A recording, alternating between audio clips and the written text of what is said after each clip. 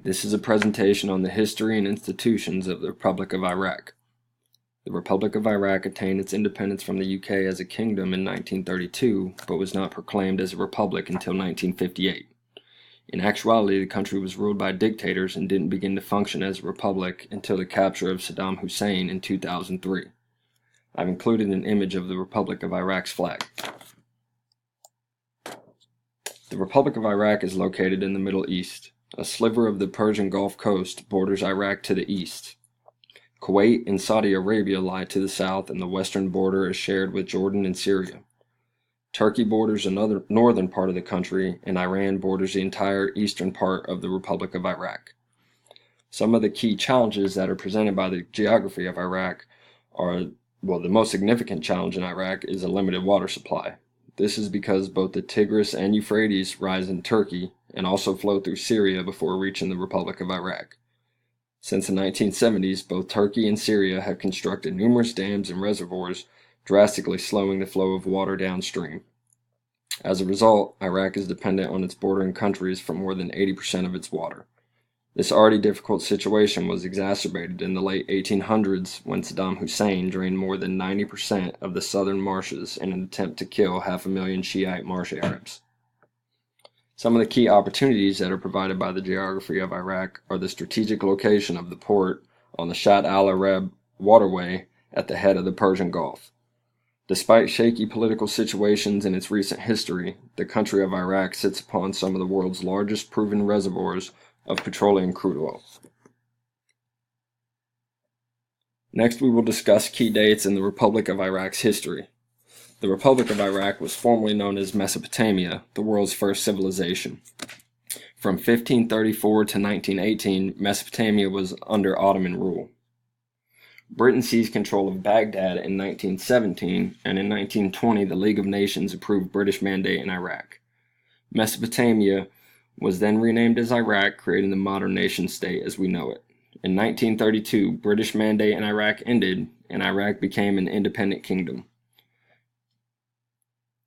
Iraq ended the rule of the monarchy in 1958 with a left-wing military coup and became a true republic. In 1975, Iraq and Iran signed a treaty with the hopes of ending decades-long border disputes. The treaty proved to be futile. Saddam Hussein became president in 1979, and shortly after his ascension to power, Iraq invaded Iran. The Iran-Iraq War lasted from 1980 to 1988 and ultimately ended in a draw. 2 short years later, in 1990, Iraq invaded Kuwait. The result of this invasion was the Persian Gulf War, which I will discuss on the next slide. In 2003, a U.S.-led coalition invaded Iraq, resulting in the toppling of Saddam Hussein's government. Years of violent conflict followed as groups competed for power. In 2014, the Armed Islamic State group emerged as a major force in the region. They seized and held strategic territory in Iraq until a government offensive drove them out in 2017.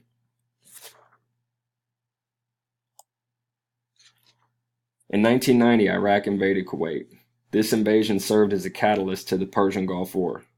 The Iraq invasion of Kuwait prompted a rapid response from an American-led coalition of 39 countries known as the Coalition of the Willing. The coalition executed a military campaign against Iraq known as Operation Desert Storm.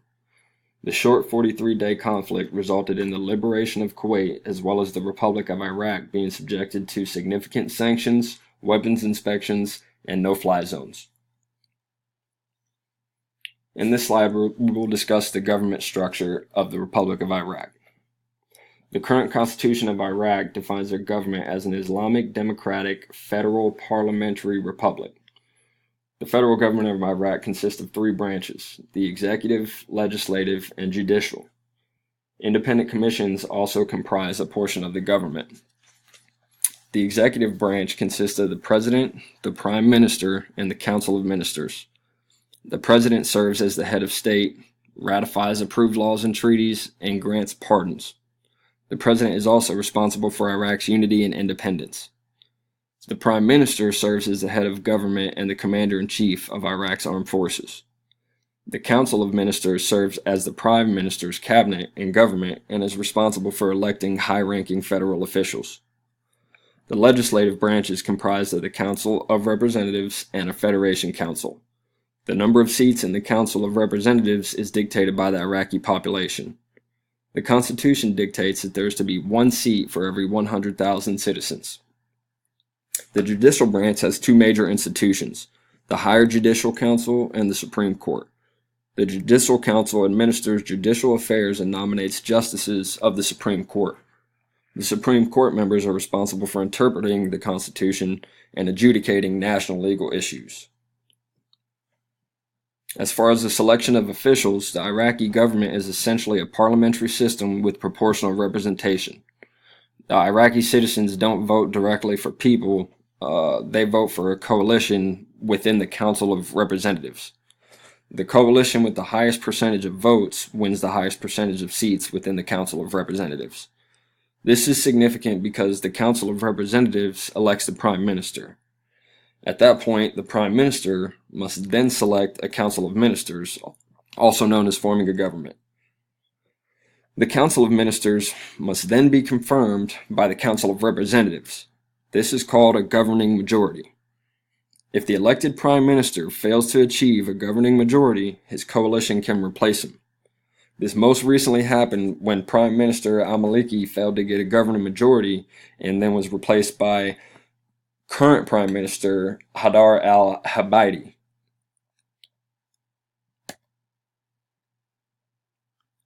The 2 main current political figures in Iraq right now are the President, Fuad Massam, and the Prime Minister, Haidar al-Abadi.